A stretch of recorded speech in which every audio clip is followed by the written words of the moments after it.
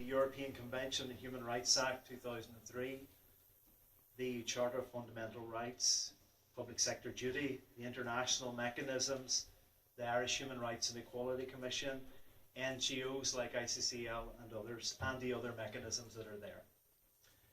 In the north, the Human Rights Act, convention rights, European convention rights as they're reflected in the devolution scheme, equality laws, Section 75, the role of the Northern Ireland Human Rights Commission, the Equality Commission, and non-governmental organisations like CAJ, PPR, Participation and Practice of Rights, and other NGOs. The international mechanisms that are there, including, for example, the European Convention Human Rights System, and the institutional transformation in relation to human rights that was intended to have taken place since 1998. And we know that in many areas and in areas across this island that progress has been made in relation to, for example, the South on marriage equality, children's rights, and the developments and the progress that has been made in relation to the North. There's also been, I think, progress in relation to enhanced reflection on change. In other words, on thinking harder and thinking more profoundly on the sorts of change we need to happen. For example, in relation to constitutional reform, the effectiveness of, for example, the European Convention on Human Rights Act 2003 that is there now. Could it be more effective? Making better use of the mechanisms that are there now, such as, for example, the Charter of Fundamental Rights of the European Union.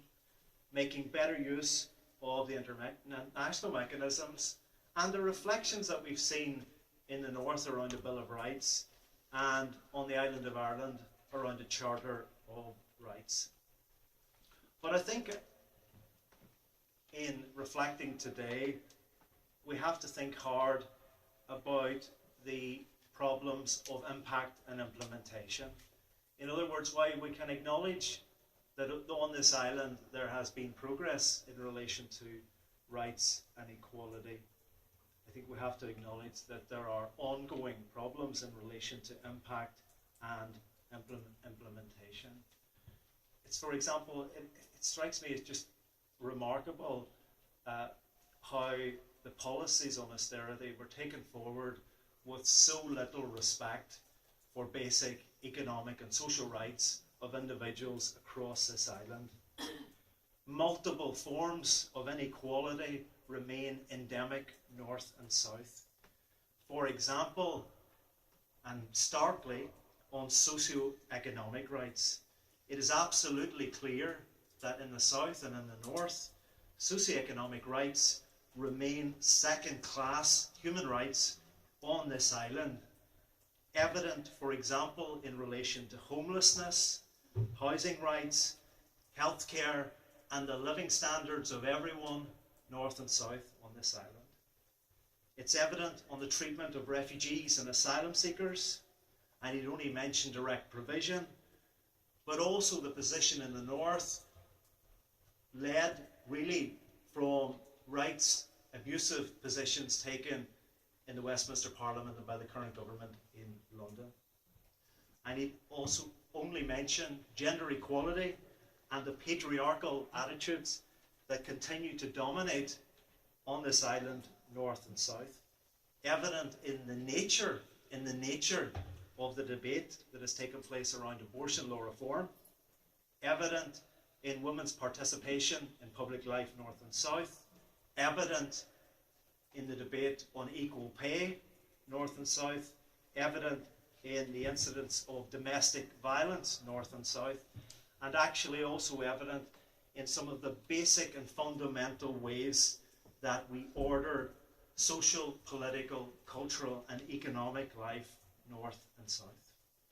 It's evident in the treatment of the LGBT communities north and south, people with disabilities, travellers, prisoners and minority ethnic communities. So what I'm saying really in point one really is that robust and inclusive human rights protections, a robust and inclusive culture of respect for human rights has still failed to take hold north and south. And in fact, what we are increasingly seeing today, I think, that aspects of the challenge or the backlash against human rights and equality are increasingly conducted within the language of human rights and equality themselves. And I think in addressing that struggle for human rights on this island, context is always fundamentally important. Who are the vulnerable, marginalised, exploited and dominated communities on this island? And I think context, history and evidence are actually fundamentally important when we're reflecting on the struggle for human rights and what building an inclusive culture of respect for human rights means in reality. I said that point 2 would really be thinking about ways forward, and it's probably already clear from my presentation that the past is not the past, right? And I think that one of the things that we need to use the current constitutional moment, if you like, on this island for is thinking about what people in 100 years' time are going to say about the sort of Ireland that we're living in today. So in thinking about ways forward, I think we all together have to maximise the effectiveness of the laws, policies and institutions and political mechanisms that are there now.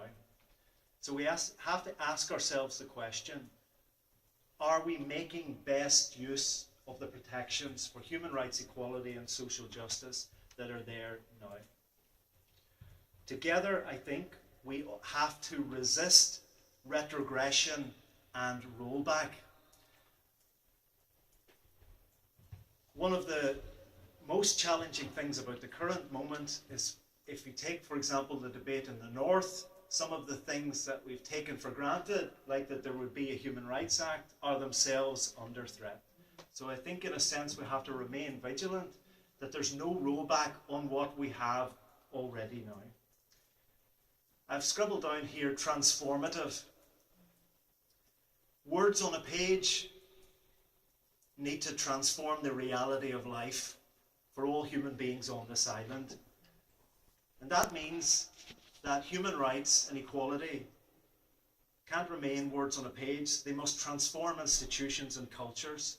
And I think there are lessons we can learn from each other about the role of, for example, positive duties in the area of both human rights and equality to try and transform institutions so that the cultural change becomes a reality. Another important aspect of thinking about ways forward is to personalise the debate and to humanise the debate. And I mean that in a number of ways. The clue in human rights is in the title. Human rights belong to everyone.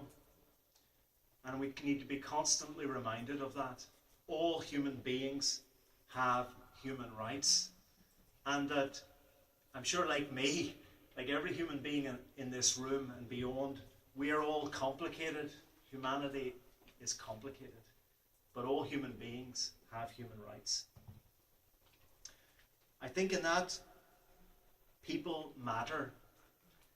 It matters who is on public bodies.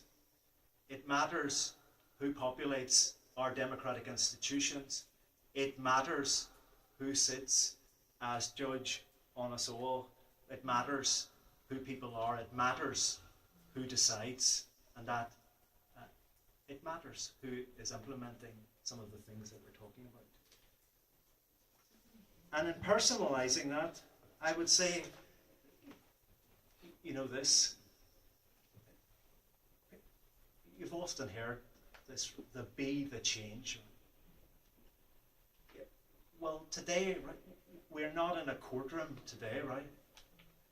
We do not need anybody's permission to wake up tomorrow morning or to walk out of this room or to live our lives in a way that reflects that these values and principles matter in terms of our day-to-day life. We do not need anybody's permission to do that. And in some senses, a message of today and thinking back to the past and 100 years ago is a role of activism and giving life to human rights through activism. In terms of ways forward and reform, I've got a very long and probably exceptionally boring list here of things, but things include ratifying relevant instruments, constitutional reform in Ireland, thinking again about the European Convention on Human Rights Act in the South, and yes, I'm not going to stop going on about this one. We need a Bill of Rights in the North, and we need to revitalise the debate about a Charter of Rights for the island of Ireland. Democratic institutions, North and South, need to take human rights and equality more seriously, both in the Oireachtas and also in the Northern Ireland Assembly, but also in the North-South institutions that exist. Are they taking human rights and equality seriously? For example, what about the joint committee of the two commissions on the island of Ireland? Would it be completely outlandish to think about an action plan on human rights and equality that spanned the island? Gender equality, I don't need to mention it to anybody in this room, Article 41.2 of the Constitution, but the clear need for explicit constitutional recognition of gender equality. On socio-economic rights, I think it's absolutely clear we need to work together to end the second-class status of socio-economic rights. That needs to end. The evidence for that is in the lived experience of people's lives, but also in the recommendations of the Constitutional Convention, the recommendations of the Northern Ireland Human Rights Commission in relation to a Bill of Rights. We need to end the second-class status of socio-economic rights. That includes thinking harder about human rights budgeting, taking that right into the heart of government, North and South, and also, of course, tax justice. For example, in the Northern context, it's absolutely clear that socio-economic reconstruction in the North will take time in a post-conflict context. But let me, be clear about this. I am long past the stage where I'm going to, if I ever was, dancing around the streets because our First and Deputy First Minister in the North happen to be getting on with each other when homeless people are dying on the streets of Belfast. And so I think, again, we need to end the second-class status of socio-economic rights, North and South. We need to think about the treatment of refugees and asylum seekers. Yes, commend the efforts on global refugee protection. Yes, acknowledge that the global displacement crisis cannot be resolved by one state. But we cannot continue to perpetuate or collude in systems that deny the basic human rights of refugees and asylum seekers, North and South. Now, there are many other areas that I could list, that where change is required. And in terms of thinking about the South, the Universal Periodic Review that's coming up and the recommendations and the debate that's happening around that. Concluding observations from this year from the UN Committee on the Rights of the Child in relation to Ireland. The concluding observations of the Economic, Social and Cultural Rights Committee from last year give a list of among the things that we need to be discussing in relation to building an effective human rights culture. So I think the spirit of my contribution, I hope, is to make clear that we're a long way from a new republic deserving that name, a new republic that may one day welcome and embrace the human rights of everyone on this island. So really, to conclude, absolutely remembering matters, and I think we've all been doing a lot of that in the last weeks and months and the weeks and months ahead. Remembering matters, and who we remember and the way that we remember really matters as well, and that can be contested space, as we know. But I think there is an urgent risk, North and South, of a conservative complacency taking hold. There's a risk that the radicalism of the past and present that is being buried or absorbed in a purely gestural politics and an empty symbolism. I think we need to re-energise and revive the struggle to realise human rights on this island. It needs to be re-energised and renewed. And we need to talk to each other more and engage with each other more, north and south, and how we can learn from each other in building a human rights culture on this island. And I think that's just one way of paying respect and bringing those marginalised visions that we are hearing more about, those silent voices of the past, to life and transforming our present. And I hope it might be one productive way of honouring the memory of Hannah and Francis today and beyond today. And I just want to thank you all for listening.